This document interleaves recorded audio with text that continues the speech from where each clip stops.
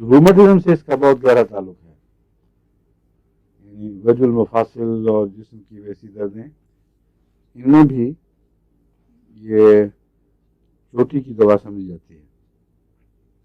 यानी ऐसा जहर है जिससे रूमेटिज्म पैदा हो जाता है। इसलिए अगर रूमेटिक पेशेंट भी हो और वो रिस्पॉन्ड ना कर रहा हो तो उसको मेडोनिनम या मेडोनाइनम देकर फिर इलाज शुरू करें तो हो सकता है बेहतर नतीजे निकलें।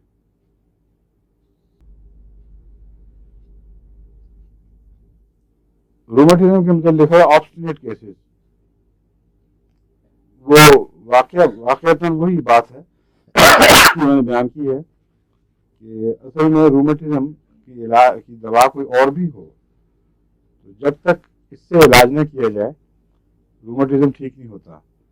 ये ज़रूरी नहीं है कि यही दवा रूमेटिज्म को ठीक कर सके, मगर इसके असर से रूमेटिज्म की असल इलामतें खुलकर सामने आ जाएंगी और इलाज में आसानी पैदा हो जाएगी।